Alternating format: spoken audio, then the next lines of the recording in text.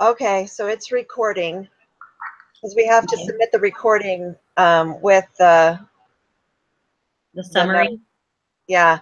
Is somebody going to be the scribe? I can be the scribe. Okay, whatever, that's fine. Okay. Julia, you said you would be the scribe? Yeah, I can be the scribe. Okay, and you're just taking notes? Is that, I mean, are we basically just turning in the notes of the discussion? That's what it sounds like. Yeah. Okay. Yeah, we just talk about it. Somebody writes up the notes. The last 15 minutes, we kind of go through the notes and make sure we have everything we want. And so. Okay. All right. Well, since Julia, you are the scribe, do you want Danny or I to be the one to kind of lead the discussion since you're going to be busy taking notes? How do you want to work it?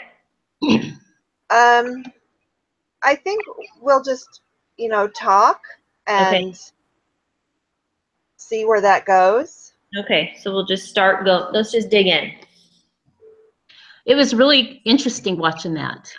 To be in a live session like that, I thought that was really cool. Yeah, I agree. It was an interesting process to watch. I was talking to my husband about it this morning, and I said, they all walked in, and there was just this, it was almost like a cold, icy feeling. Like, the family did not, there were members you could tell that didn't want to be there. And then at the end of the meeting, it was just a totally different feeling. And to watch that whole process and how the therapist made that transformation, it was amazing. It was like, I'm sorry, I just got a text from Valerie, and she's saying it's actually an hour from now. But that's not correct. 8:15 Mountain Standard Time. Yeah, is right now. I'm in Mountain Standard Time, and it's 8:15, so. Yeah. I wonder where she is. And you do live in Mountain Standard Time. So I'm in Arizona. Yeah, I'm in Colorado, and so. Oh, hi. Where are you? I'm in Grand Junction. Where? Grand Junction. Oh, okay. I'm in Lyman, which is. Oh, Eastern. Yeah. Yeah. Yeah, I've been through Lyman. I had a brother that lived up in, up by, oh gosh. He taught at a school, kind of by Akron, up that way. Okay. But, yeah. Yeah, I just texted her and told her that it's 8:24 Mountain Standard Time, that we're in the hangout right now. Well, good. Well, Julia, or when you started talking about how, when the family came in, I saw Sasha, I just saw a lot of dread. Like they dreaded being there, and especially the son. Right. Just like, like they were pulling teeth getting in there. It was just, a lot of dread. But like you said, they came out, I think, with things kind of discussed that really helped them. One thing that caught my eye, and this is more towards the middle of it, when the therapist was talking to the dad, and he talked about how, let me think, I got to think about it. He asked how, if the grandparents were involved in the grandkids' life, and Michael said no. And to me, I got that they probably weren't that involved in Michael's life. Michael probably didn't have a connection with his parents, so it was almost like he wasn't having much of a connection with Jimmy. Right. That caught my eye, right off the bat, because I don't know. I have I have 4 kids, 2 older boys and 2 younger girls, and my husband and the boys do a lot of things together. And it was almost like Michael didn't have that interaction with his parents, so he didn't know how to interact with Jimmy. So anyway, I just caught that. Hi, Valerie. I think everyone got messed up on the time because I said 9:30 Mountain Standard Time. Oh, my message said 8:15 Mountain Yeah, Standard I'm Time. looking at the email right now, and it says, Group 1 members, after looking at everyone's availability, it looks like meeting at 8:15 a.m. Mountain Standard Time should work for everyone. Okay, my confusion. Sorry. No worries. We're here. We're getting it So going. do you think we need to send a text to Alicia? I'll do that right and now. Okay, and let her know so that she can be part of it. One thing that I noticed during the session is that the therapist repeated back what everybody said.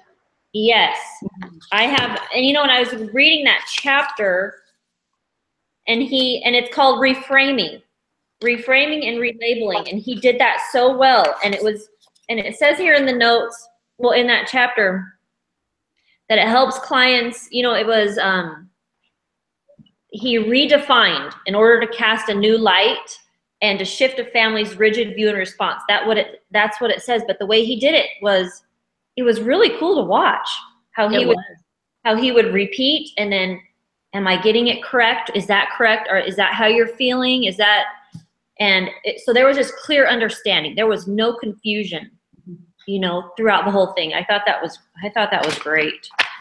He was pretty spot on too, you know, with everything that he collected from them and then gave back to them. It was spot on what he was reframing. Yeah, I'm texting Alicia right now. I just sent her a text. Oh, you did? Okay, I won't worry then. Yeah, and you know, the other thing I noticed that he did that I thought was interesting and really subtle was when he had them switch seats. Mm-hmm. And you know, when he first had the husband and wife sit close together, and it was like you could just feel the tension leave them. You know, he immediately like reached for her hand in her lap. Yeah. And then you could see him kind of rubbing her shoulder, and I felt like just by those two moving chairs, it just lessened tension. And then the same thing happened. I felt like Jimmy the entire time sitting over there in that chair by himself, he just had attitude. He was just laced with attitude. And when he had him and his sister switch seats, and when Jimmy was sitting next to his parents, it just chipped away at that. And I thought that was just subtle, and it really did make a difference.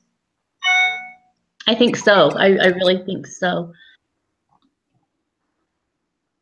When the daughter moved over to the chair, I kind of felt bad for her. It was kind of like, okay, let's move you out, and let's put this here. You know, I grew up with 4 brothers, and I was the 3rd child. And I remember going to bed at night when my brothers were teenagers, scared to death, not knowing what they were doing, and not knowing if my parents knew what they were doing, because I kind of knew the kids they were hanging out with. So I can see the daughter's point. Not necessarily her being a tattletale, but just concern. Right. So I kind of connected with her in knowing how that feels, you know. But there was one, and he does, there's a name for it, and it was in the chapter, and I highlighted it.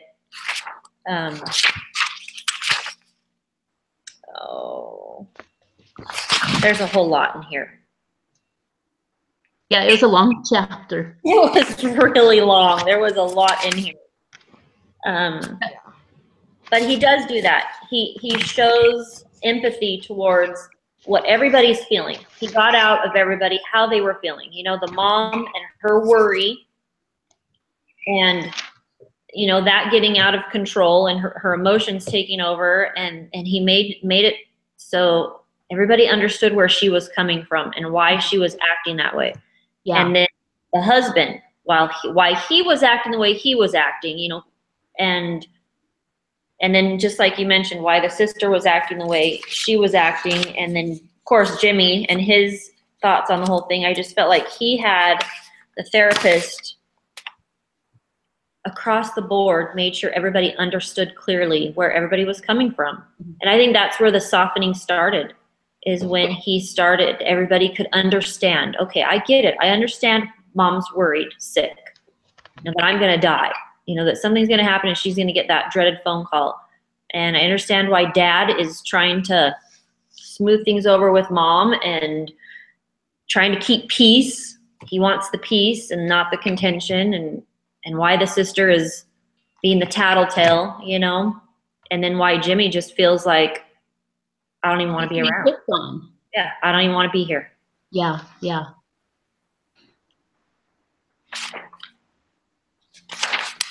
I also noticed in going back to the chapter where it says using respectful language, and he wasn't demeaning towards anybody. He didn't. It's like, I don't know. I learned I'm a parent of 4 teenagers. I have a 19-year-old all the way down to a 13-year-old, and I feel like I'm drowning. Help! Yeah. And I learned a lot on how to talk to kids and how to listen. He was so great at listening and validating everything that they said, and I just thought, that's what made it work. That's what made it work. Everybody felt like they were understood and heard, and yeah, I learned a lot. It was great.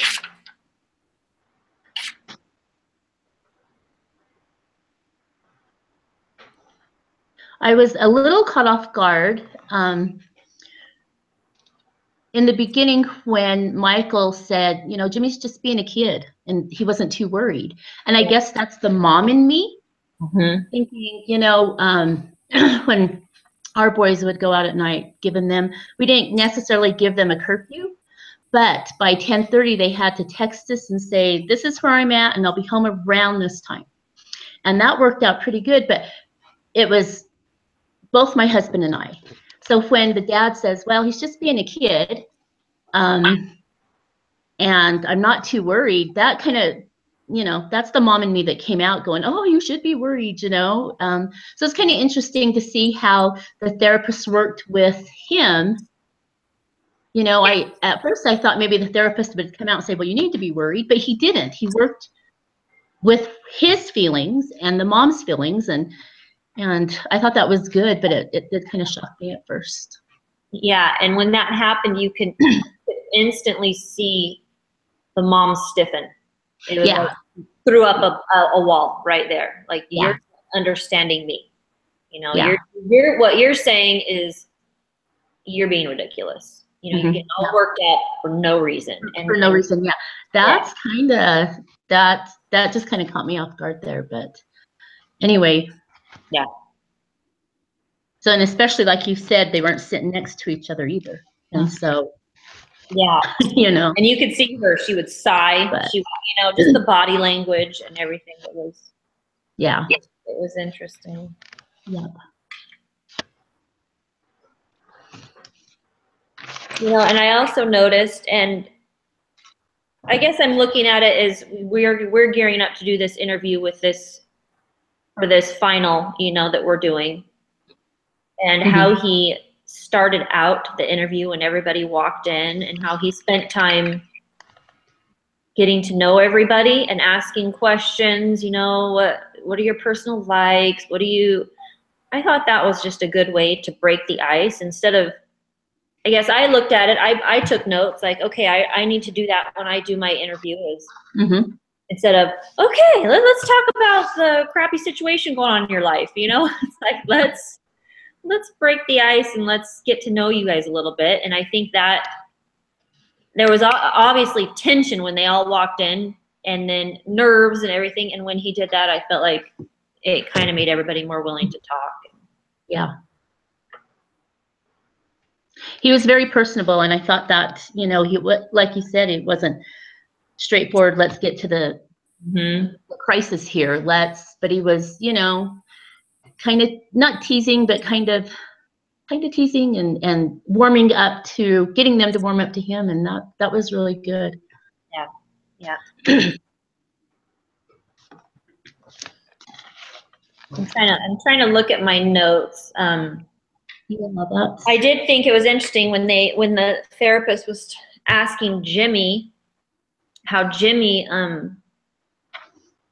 he was saying, do you understand why your dad, was worried? Or I don't remember the exact phrasing that he said, but Jimmy's comment was, well, in a nutshell, well, he's being a hypocrite because he's never home. Yeah. He's never here. So why is he coming down on me when, he's got a lot of room to talk, kind of thing. And I thought that was interesting.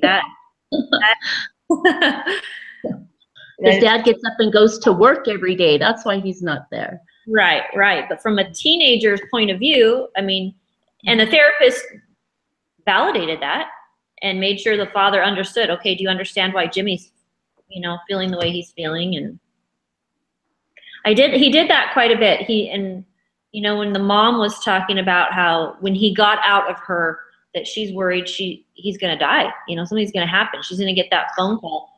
I liked how he went to every family member, especially to Jimmy, and said, how does that feel? How does that feel to know that that's what your mom's up worrying about, And I think that helped him. His biggest thing was, well, I don't feel like anybody cares for me. So why even be there? Why be part of the family? And that just showed him, yeah, someone does care. Someone is really worried and has a good reason to be worried. One thing that, let me look on my notes. Michael had said that he thought that the mom was too hard on Jimmy. Mm-hmm. And she gets so upset and kind of goes crazy and stuff like that. My first thought is, okay, then Michael and Mallory, they both have different opinions. They need to come together. They need to come together and they said he has rules and he has chores to do, and he breaks curfew. Well, they need to come together with, and say, okay, if you break curfew, these are the rules, these are the consequences. I just felt like they were totally, especially in the beginning, totally separate on how they thought things should be with Jimmy. Let me see. Anyway, that was just one thing that I wrote down. I put that she's overreacting, so Jimmy shuts down and Michael shuts down. But I think if the parents came together, and that's kind of where the therapist said, go out on a date. Yeah. Do a date night, go together, talk. Maybe that would help them so that Mallory could say, okay, these are my biggest concerns. Maybe back me up a little bit on this. Or Michael could say, maybe let's give him a little bit of room and see how that works, So I think those two coming together is kind of big. And the therapist set that up so that they can. Yeah. With their date nights. I think he kind of went into, and he did somewhere in there, and maybe I missed it, but didn't he say, is there we need to work something out where there's, maybe a curfew, or you can stay at, didn't he kind of say something like, you can be out, but you need to text us, let us know where you are, or did the therapist try and get that? But I don't know if it was ever resolved. Like, they never came up with anything. I don't think they came up with anything, because that kept going through my mind. Okay, if he's breaking curfew and he's not telling them where they're going to be, and of course this is the mom in me thinking, okay, take his phone away, ground him, have him have consequences for breaking these rules that you guys have set up. Mm-hmm. So I don't think they ever came up with a rule, and that's, I guess that's the mom in me thinking, okay, we got to have rules. We got to have, for my kids, I had 4 teenagers at home too. Now my oldest one is on a mission. So having rules for these kids and consequences, but I was surprised that it didn't go any further as setting up, okay, this is what, maybe you guys should set it up this way, and, Right. But I don't think it went any further. And maybe that's what their next meeting was going to be about, Yeah. Maybe he was just trying to get them to start talking and being around each other, wanting to spend time with each other. And maybe that's Maybe Well, there's a lesson there. And then at the end, he did say to the brother and the sister, you guys need to set up a time to meet and talk as well. Right. Go get a soda together or something, go do something. And maybe that was, and like I said, maybe there's a lesson there, because I'm like you and I'm thinking, let's figure this out. Let's set some rules. And maybe they're not ready for that. Maybe That's true. That's true. And they say, hey, let's just try and be friends again. Mm-hmm. Let's just like being around each other. And then we'll get to the point where we can say, we need to set some rules. We need to set some boundaries. And so that's interesting, and that's good. Yeah. Well, I'm sure that's it. And I didn't think of that yesterday when I watched it. My first thing is like, get rules set up, get this and this. But you're right. I think they had to meet together. They had to decide what was going on and see what they could do to figure that part out. And then, like you said, when they meet again, they'll talk about probably, how Michael and Jimmy went out, and how Mallory and Michael went out, and how they started talking. So that's very true. I was looking at that first session going, okay, maybe this, but I think you're right there.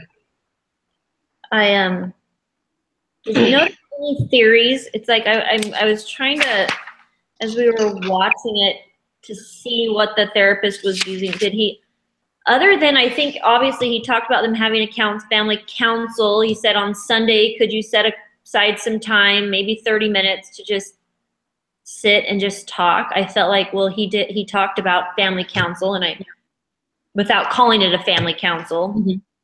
And then he also talked about all of them going and doing something together. So, the mom and the dad, brother and the sister, son and the father, where there was obviously, Jimmy just said, could you just take me to the skate park? He just wanted, just do something. Be interested in something I am interested in, and let's do it together, And other than that, I didn't see any, any of the theories mentioned, but maybe it's just, they're not there yet, Yeah. There's not time to talk about what resources you have, and it's just, let's just start talking.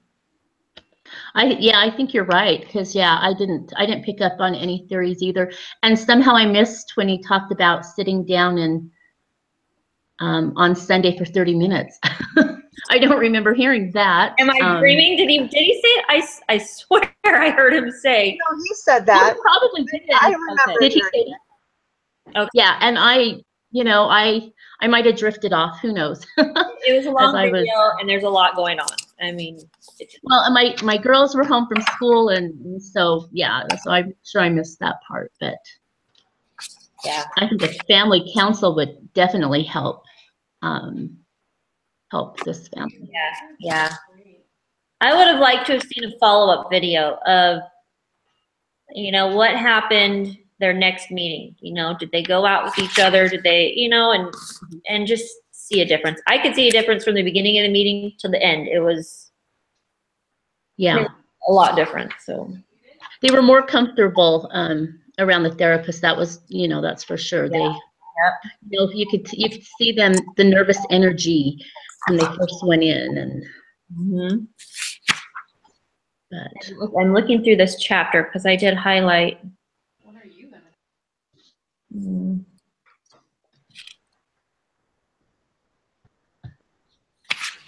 Well, I wrote down a few notes from the chapter. One of them, I think, that the therapist got across to him is clarity of the stressor. That was part of the chapter, and he was able to find what was causing all the yelling going on in the home, and was able to talk to the family, and the kids don't like the yelling and the parents don't like the yelling, but the mom felt like, this is how she got her point across. And so I think having him let them realize what, Jimmy's part of the stress, the yelling is doing a toll on all of them. Right.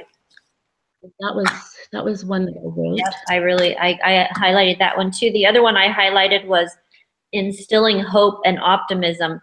And I highlighted this sentence. It says, I believe that beneath the pain and upset, you care deeply about one another. Mhm.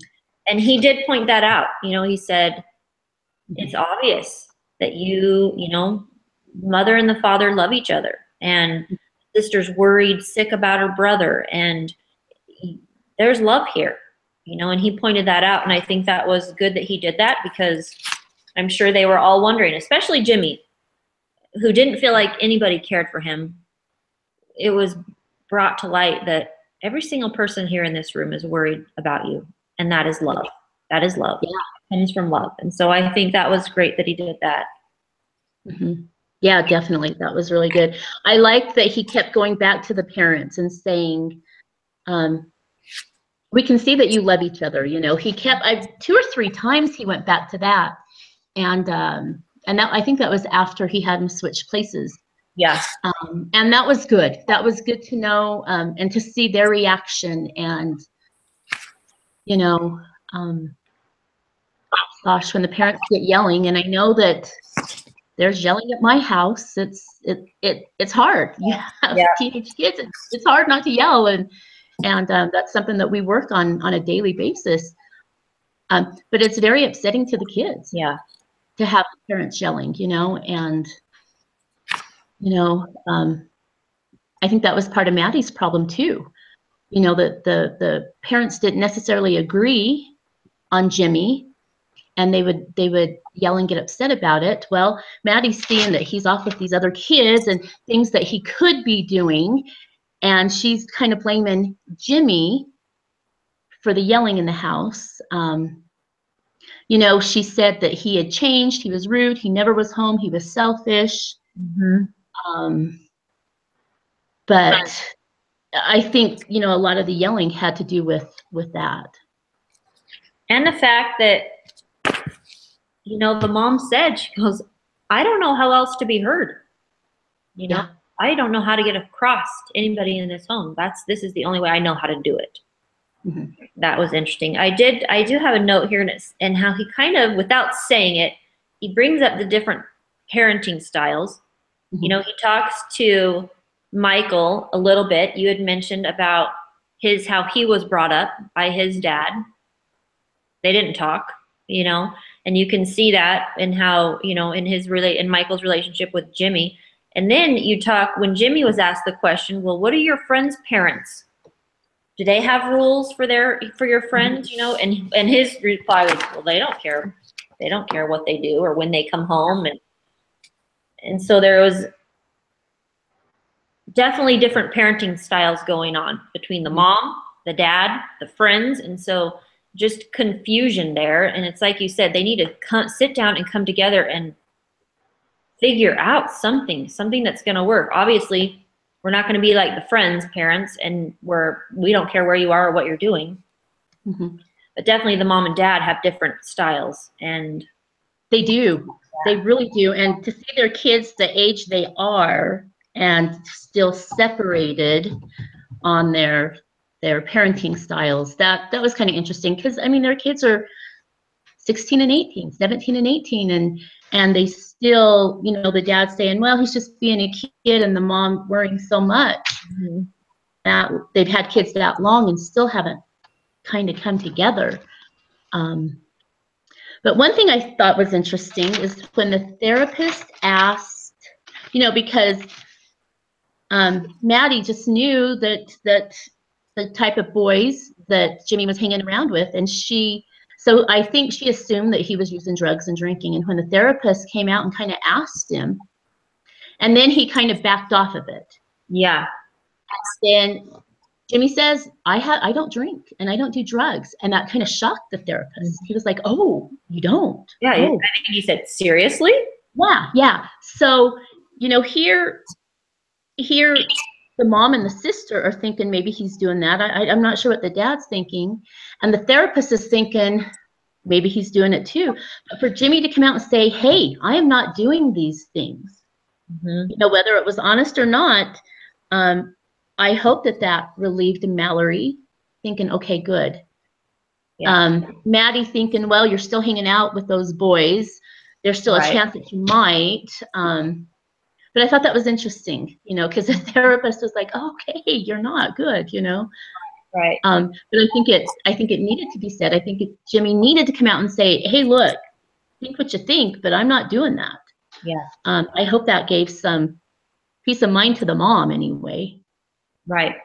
And the therapist didn't continue on and didn't press further for any other information about it. He just went on like, great, that's great. Great to hear. Yeah. And then he moved on. He didn't question his honesty, didn't question, well, maybe your sister, she might not believe that because she knows who you're hanging around. He didn't press any further. And No, he just let it stand that no, he's not drinking, he's not doing drugs. So yeah, I thought that was good. Yeah. So The whole thing was good. I mean, I'm looking at my notes. I don't know, Danny, do you have any more or anybody else?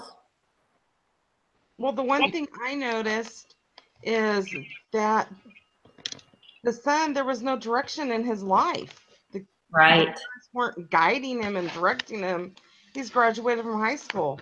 What about college? What about a job? Right. I was thinking the same thing. Why isn't he working if he's out of school? Right. Or why isn't he going to college, even if it's a junior college? Exactly. I was thinking the same thing. And I think that goes back to parenting style because the father didn't, he didn't really seem like, as long as he doesn't screw up, he kind of basically said, as long as the cops don't bring him home. Cops don't bring him home, everything's okay. And so that just goes to prove how he was brought up. That's how he was brought up, and he doesn't know how to help Jimmy because he never received that guidance himself. And so I feel like we're back to parenting styles, and I think Mallory obviously was raised a little differently. It's just that's a great point, Valerie. I do remember thinking this kid just needs someone to sit down with him and let's get a plan. And the therapist did ask, have you ever talked about life goals or, what are you going to do after school? Have you ever talked about that to the dad and the son? And they're like, no, we've talked about it when he was little, but not when he's older. That should be a constant, I have a daughter that's a sophomore and one that's a senior, and getting our oldest daughter ready for college and seeing what she's going to do. We don't just leave it at that. We talk with our sophomore saying, okay, what's your plans? What do you want to do? What do you want to go into? And even though my daughter that's a senior has no clue what she wants to do, she's applied at BYUI, and I told her, just go get your generals, start out with your foundation classes and then decide. But you have to do something. You can't, you got to have something. So that's something, that even when our kids were younger that we talked about, for the boys, it was maybe a year of college and a mission, or a mission and then back from college. Goals, something that has to be set. Right. Yes. And I had similar problems with my son, kind of like how Jimmy was, but not. We live out in the country, so there was no place for him to go skating. But he would go hang out with his friends that weren't always the greatest influences. And then he decided to drop out of high school, and he was at the age I could not force him. And the counselor told him, don't bother coming back. You're not going to graduate, so don't come back. So I drug him to GED classes, and, because you were not going to stop. You can't just lay around the house and loaf around and hang out with friends. You got to do something. See, that's what happened with my oldest. She's 25 now and married, but when she was just graduating high school, she didn't know what she wanted to do. And so she would just get into trouble. Yeah. Yeah. Well, luckily, we have a really good friend at church who took him under his wing, and we pushed. He liked scouting. So between myself, my husband, and Marty, the three of us shoved scouting down his throat. You're not in school. You're earning merit badges while you're working on getting your GED. And I mean, we pushed for direction in his life. He's 23 now. He's married, and he did get his Eagle Scout. He works full time he works for Panasonic. So even though he has his GED, he has a career. You know, and he can see people that have gone to college and graduated from college are not making as much money as he makes. So he's on a good path now, but it was those rough years. Right. They need guidance, and that's what I guess what really stood out to me is, you know, here the counselor isn't bringing in guidance. You know, he tried to, but you've got to have guidance and goal setting and do something with your life, because sitting around the house or going to skate parks all day long hanging out, that don't cut it. Right. And I noticed that too. And maybe, like I said earlier, maybe that's something that the therapist leaves for another session. Kind of like, we aren't ready for that yet. Like, let's baby steps. Let's just be friends. Let's start talking again. And then we'll get to, we need to have a plan about curfew. We need to start getting some direction in these kids' lives. And which, like I said, that's, to me, is a good lesson, a good parenting lesson right there, is when I talk to my own kids, is make sure I'm not trying to cram it all down their throats in 1 second, where they're going to immediately throw up walls and be like, I'm out of here, I'm done. You know, no. Yeah. Well, I think it's important to note that the therapist started out with, like you said, with them being friends, but in the Lord's plan, it's line upon line, precept upon precept. So the therapist was following that plan, even if he didn't know it. Right. Yeah. And I bet he knew it. I mean, he knows what he's doing, and he worked that meeting so seamlessly that I am certain he knew exactly what he was doing every step of the way, and it was impressive to watch. It really was. It was really good. I did enjoy that. You know, in all the reading, all the different stories that they had in those 40 pages, that helped break those. When I saw there were 40 pages, I wanted to cry. I did cry. Because some of this stuff, I think, gets too deep for me and way over my head.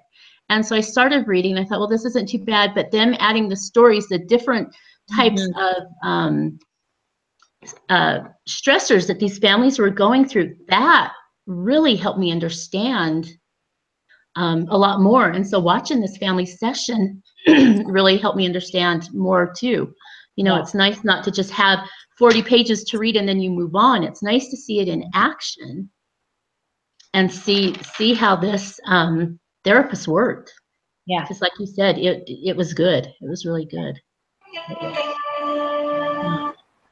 It was. I think, okay, so we've been on for about 45 minutes. I say we use this last 15 minutes like we were, you know, told to this kind of talk about what we'll do in the summary. Okay. I think so. One thing that I made a note of really quick that I wanted to share is Jimmy says that Maddie acts like another mother. You know, that he doesn't only have his mom out worrying for him and yelling at him and after him, he has his sister too. But like I said, me being a sister with older brothers that did things, I can kind of understand. I can see Maddie's point. I can see Michael's point. My youngest daughter is 15, and my son that's 19 still lives here at home. He's working, been to college, and she bosses him around. She's like another little mother. But so I can see Maddie's point, but I can also see Jimmy thinking, not only do I have my mom yelling at me and getting after me, I have Maddie too. So that's, you know, that's another thing there. But anyway, Yeah. I just saw that in my notes and thought I would share that. So okay, I'm just trying to think. When we're doing this summary, Julia, I guess what do you want from us, or I guess how do we go about this? So what I think I'm going to do is I'm going to post it into Google Docs, Okay. and then we can move from there and see where you want to change it and where you want to add things and stuff like that. Okay. And then Okay. if you think it's okay, then you just send me a quick email saying it's great, or I made changes, and that'll be it. Okay. And also, And then that's submitted by Saturday with this recording. Right. Okay. and you know how to do that. I'm glad you do. I don't even know how to. I'm pretty sure I don't know know. how to do that. Okay. Okay. And then I guess with Alicia, I mean, I feel bad. I mean, she wasn't here, but she got You the know, same email we did, and it said the same. yeah. So Well, could we include her with the Google Docs and tell her this is what we discussed? So please add yeah. to it. Yeah. So that she can at least, even though she wasn't here, she could at least add her part. Yeah. You know, I kind I'll of do that. but I'll do that. so if she can come in and add some of her stuff, she'll at least get credit for that. Okay. Julia, do you want me to do you want us to screenshot our notes and send them, or do you have access to the recording so you can go back? Yeah, it's fine. Okay, so you don't need any of that then? I don't think so, no. Okay. Well, I guess between now and then, I guess if there's anything that you need, or you don't hesitate to send out an email and Yeah. Okay. go back and forth, or Will do. okay. This has been great. It's good to discuss this and get everybody's point of view on it. So I agree. Thank you, everybody. And I guess, yeah, again, if there's any questions, or if anybody has any other information that you get that, oh, I forgot about this. Let's just have this email chain. We can go back and forth. So okay. Yeah. Yeah, I think so. Okay. Julia, on mine, my name always pops up Danny Rogers on my Google email because, you know, Rogers is my married name and I haven't changed it yet. But on the document, would you put Danielle Anderson? Anderson.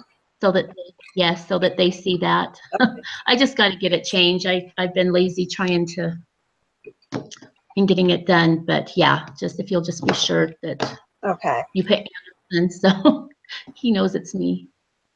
Perfect. Thank you, everybody. This was great. All right. Yes, yes. Thank you, Julia. Thank you for doing that. You're welcome. Definitely, Okay. definitely. All right, well, see you ladies later. All right. See you later. Bye. Bye-bye.